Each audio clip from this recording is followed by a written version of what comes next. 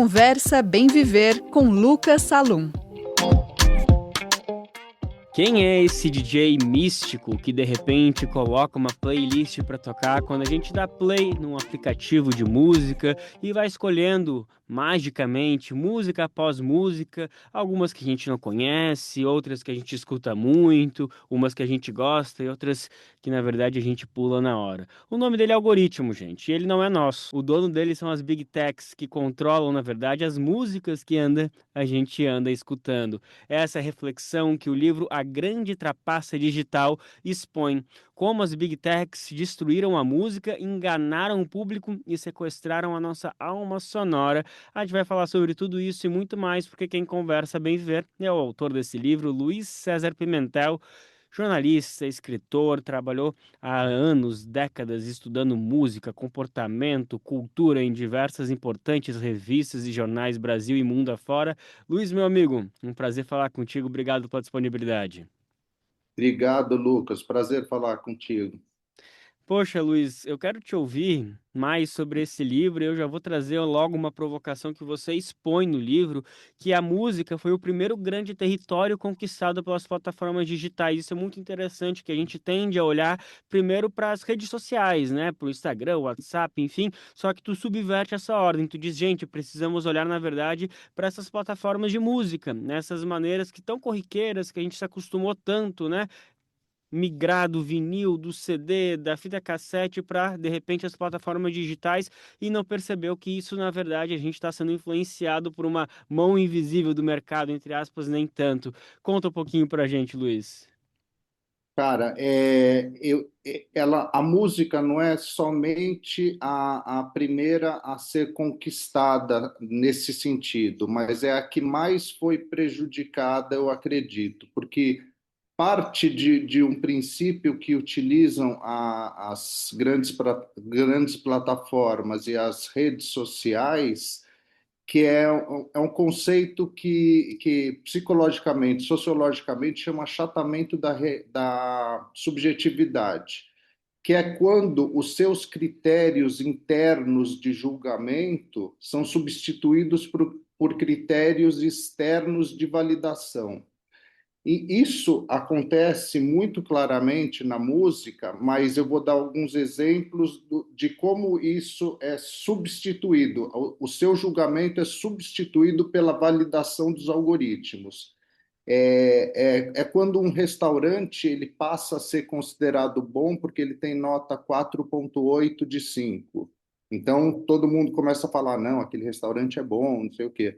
É quando o motorista do Uber ele é bom porque ele tem 4,9. É quando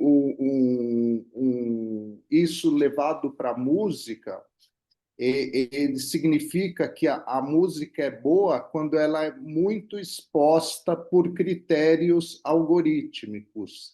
Só que as plataformas elas não têm o interesse estético, o interesse sonoro, o interesse da qualidade da música. Eles passam a impor o gosto das pessoas por critérios de lucro, por critérios de validação financeira. O quanto mais eles conseguem arrecadar com aquele produto, quanto mais conseguem reter as pessoas naquele produto, mais elas vão te oferecer aquilo. Sendo que a música sempre foi aquele território de descoberta e de criação de identidade. Você ouvia um disco, você descobria uma banda, você ia atrás, você ouvia aquele disco várias vezes até se acostumar com as nuances, com as várias diferenças que existiam entre as próprias faixas. E hoje, basta eles colocarem em playlists muito escutadas, basta colocarem na sua cara a informação sonora para que aquilo passe a ser validado pelo mercado e você entre naquela, eu vou ouvir porque não quero estar por fora, eu vou gostar porque é admirada por muita gente. Faz sentido esse raciocínio? É porque é daí que parte a destruição musical Claro. que vem com várias atitudes subsequentes das próprias plataformas. Claro, é uma pasteurização do gosto musical, né? De repente a gente é colocado tudo dentro de uma caixa e acaba sendo refém dessas indicações, se a música tal não tá nessa plataforma, se não tá, a gente não tem acesso. Então, o trabalho de música independente, que sempre foi difícil, eu acho que até a gente pode partir para esse ponto, né? Que a internet, de forma geral, ela nos enganou, ou fomos enganados de alguma maneira por essas big techs que quando começou essa revolução digital, e eu falo a gente, eu digo de maneira bem generalizada. Eu lembro, estava vendo um documentário fantástico do nosso querido Silvio Tendler sobre o grande geógrafo Milton Santos, que inclusive foi o Aham. centenário dele agora esse ano, e tem uma fala da Ailton Krenak, que é uma das grandes referências que a gente tem hoje na contracultura, né, nessa visão anticolonialista, e ele fala, é um documentário dos anos 2000, e ele começa a falar, nossa, a internet está chegando aqui na aldeia, isso é muito importante, que a gente vai conseguir se comunicar, não vai precisar ir para a cidade para ver diversas coisas, então realmente existia uma possibilidade de democratização da comunicação. Eu, como jornalista, falo com bastante propriedade sobre essa frustração que a gente está vendo na prática, que, olha, foi tudo um engano, e acho que a música se enquadra exatamente nisso. Havia uma expectativa que, com essa chegada da digitalização na música,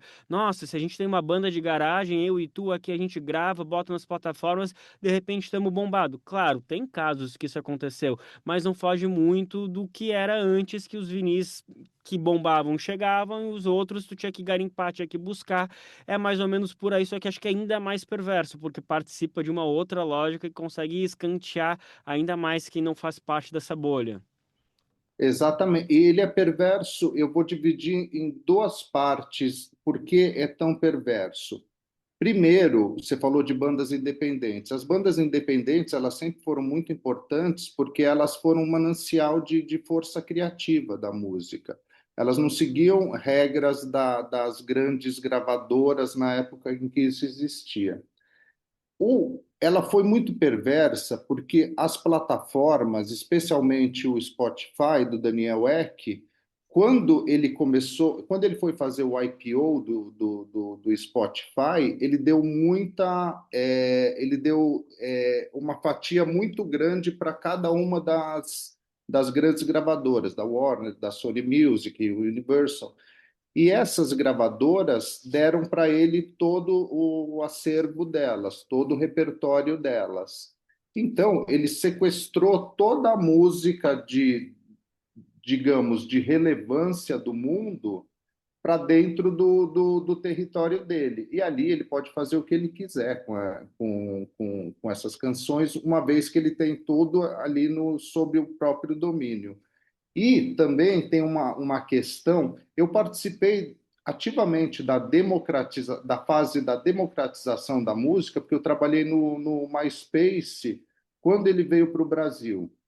Então a gente tinha o Trama Virtual, que era muito legal, você tinha essa cena muito concorrida de as pessoas buscarem relevância pela própria qualidade no Trama Virtual. Eu lembro que a Fresno surgiu no Trama Virtual, muitas bandas. E no MySpace era a mesma coisa, a gente fazia pela música, a gente queria que a qualidade fosse colocada em primeiro lugar, distribuída, e uma vez que o MySpace foi comprado pela Fox, pelo Murdoch, eles viraram e falaram assim: não, a gente não é uma rede de música, a gente é uma rede social, vamos concorrer com o Facebook. Aí ferrou, porque o curador do MySpace eram pessoas que gostavam de música. O curador do Facebook é o engenheiro de algoritmo, que vai fazer o trabalho a partir do que é melhor para a própria plataforma.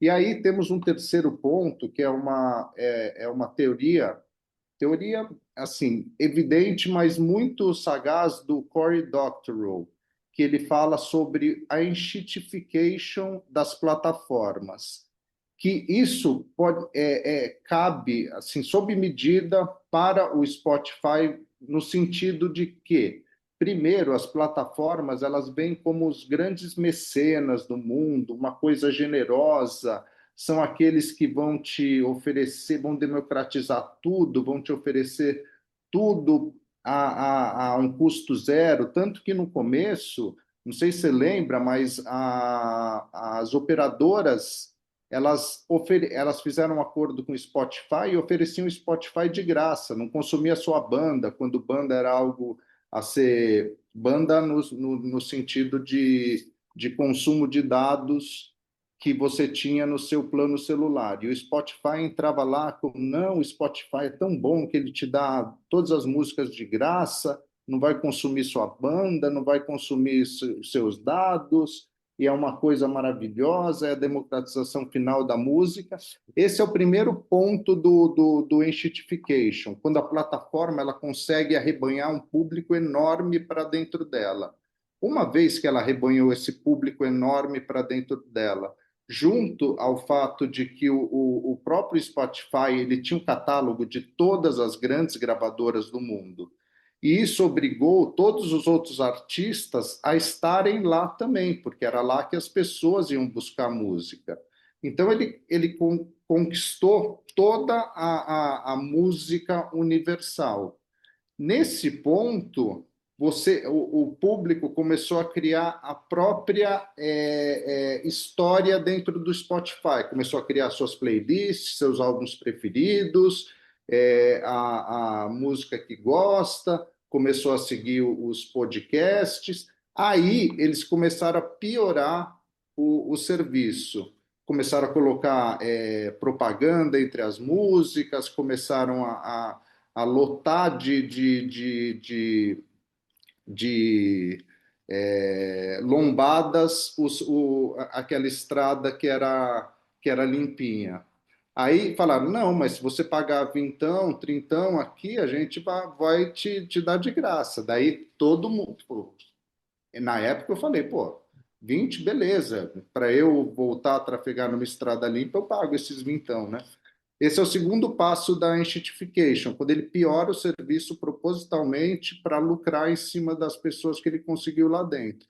E o terceiro ponto da enshittification é quando ele passa a agir a favor dos acionistas e do recuperação de lucro de prejuízo perdido, que foi o que aconteceu também com o Spotify. Ele vinha queimando dinheiro de investidores e só dava prejuízo. E aí ele modificou tudo, ele falou, eu cobro quanto eu quiser pela música, hoje para um play de música custa 0,00003 centavos para o artista, que ele vai ter que dividir com toda a cadeia dele ali no... Então, você pega... Eu vi, acho que o Peter Frampton falando que a Show Me The Way rendeu tinha, sei lá, 2 bilhões de plays e rendeu para ele US$ 5.000, uma coisa assim. Então, não se sustenta mais para o artista. Então, eles sabotaram realmente todo o cenário musical e colocam hoje na cara do gol aquilo que dá mais lucro para eles. Tanto faz se vai ser redistribuído com os artistas ou não. Eles tiraram um ganha-pão fundamental da classe artística, que era justamente a venda do seu produto, né? Do disco, Aham, do vinil. A partir de agora, tu lançar uma música no Spotify, nas plataformas, é puramente divulgação. Sabe quando a gente chama um amigo, ou a gente tá fazendo um trabalho aqui, só que a gente ainda tá sem recurso, mas se tu puder vir fazer de graça pra gente, pô, a gente te dá divulgação. E todo mundo desdenhava disso, dizia, pô, com todo respeito, respeita meu trabalho aqui. As Big Techs simplesmente fizeram isso na cara de pau e a gente foi obrigado a dobrar os joelhos. É muito triste ver isso, ainda mais porque ainda existe esse espírito, Luiz, de caramba, olha que mágica que o Spotify tá fazendo com a gente, de aham, conseguir publicizar tudo. E eles ainda são tão perversos, o YouTube, que, por exemplo, se a gente vai lá e faz uma live, nós aqui, bota umas músicas pra tocar de uns artistas, eles ainda vão derrubar a nossa live. Eles ainda vão aham. dizer que a gente tá ferindo os direitos e quando que o certo, enfim, daí tu me corrige, seria, bom, já que vocês estão usando essa música, a gente vai identificar, vai descobrir quem é um artista e vai remunerar ele. Afinal, é isso que o artista quer, que a gente bote a música dele para tocar. Então a gente ainda fornece produto para os caras e os caras ainda derrubam sem remunerar ninguém. É realmente um ciclo muito perverso. E eles acabaram com a figura do curador musical, eu fiquei muito revoltado também há alguns anos, quando eles começaram a fazer isso, justamente porque eu tenho muitos amigos que têm podcast, eles passaram a ser os curadores musicais que eu acompanhava, porque desde sempre foram revistas ou suplementos culturais de jornais ou esses caras que escreviam os próprios blogs, o que fosse. E aí foram para gravar podcast. Tem um podcast dos amigos meus, que é o ABFP, do Barcinski, do Forasta e do Paulão. E aí, o Spotify derrubou, assim, há uns 3 anos, ele derrubou todos os episódios, porque a música era deles, todo episódio, o convidado escolhia as músicas, e falava sobre aquele artista, você entendia da história. Derrubaram todos os episódios porque a música é do Spotify. E eu falei, acabou, não tem mais o que a gente vai fazer? O YouTube não permite, se você colocar trecho da música. Daí você tem que se convencionar, colocar, sei lá, 15 segundos para se adaptar também ao TikTok. Virou uma completa zona, se apropriaram totalmente disso daí e acabaram com essa grande figura do curador musical, que o cara fica limitado. Eu vou fazer um podcast de música sem poder tocar música. Que, qual é a lógica disso?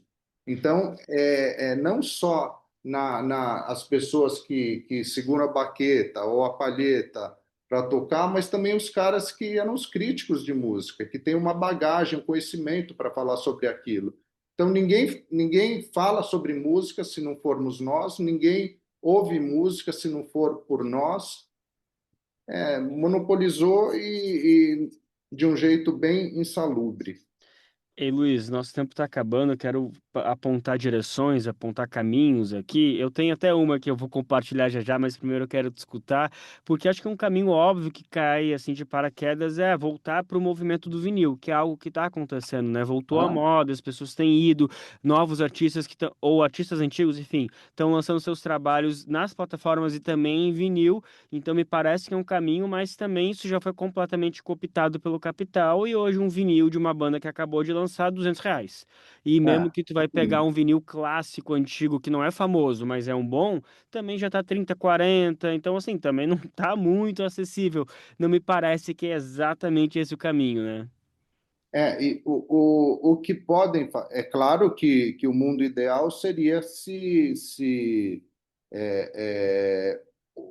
pelo menos o Spotify ele compartilhasse melhor os lucros com os artistas, especialmente com os artistas criativos independentes, e fosse Mas isso nunca vai acontecer. Então, precisa reconstruir o cenário a partir de iniciativas como compra de merchandising, compra de vinil, ir a shows independentes, criar uma cena a partir do próprio cenário independente, para que volte a ter uma saúde financeira, porque o músico, além de tudo, hoje, ele deve gastar, sei lá, 15% do tempo dele em música, porque o resto ele tem que ficar cuidando de rede social, cuidando de distribuição, cuidando de colocar nas plataformas, cuidando de verificar se ele está recebendo, se o cara virou um engenheiro de TI, além de músico. Então, tem que ter uma retomada dessa soberania artística dentro da música. E são vários caminhos para isso, mas eu espero ter contribuído e contribuir um pouco para que nós coloquemos luz nesse problema tão grave que estamos vivendo, todos que amamos música, para que voltemos a ter uma cena saudável e gostosa. Porque eu conheci isso e eu tenho muita pena que meus filhos não conhecem isso. A grande trapaça digital, como as Big Techs destruíram a música, enganaram o público e sequestraram a nossa alma sonora. Essa é a grande contribuição que Luiz César Pimentel oferece para a gente para refletir sobre que caminhos que nos levaram a conseguir consumir a música, algo tão natural, tão simbiótico da raça humana que agora mercantilizou de uma maneira difícil. Luiz, obrigado demais pelo teu papo. Eu vou compartilhar só aqui a minha sugestão, que é voltar a ouvir o rádio. Eis uma Aham, plataforma de graça aham. que oferece música de qualidade. Aqui na Rádio Brasil de Fato, a gente tem simplesmente um programa semanal de 2 horas com o Kylie J, um dos maiores DJs. E tu se ligar ao rádio, quinta-feira, das 8 às 10, é de graça a maior seleção musical que tu pode, porque temos o ECAD, que é assim uma plataforma muito mais antiga de distribuição. Com certeza também tem muita coisa para melhorar, mas eis um sistema minimamente mais justo que não é invadido por essa ganância neoliberal do capital. Enfim, Luiz, mais uma vez obrigado pela disponibilidade, parabéns por esse trabalho. Cara, obrigado a você pelo espaço e quando quiser conversar mais sobre música, virou uma batalha de vida aqui para que voltemos a ter a música de fato e ouçam rádio mesmo.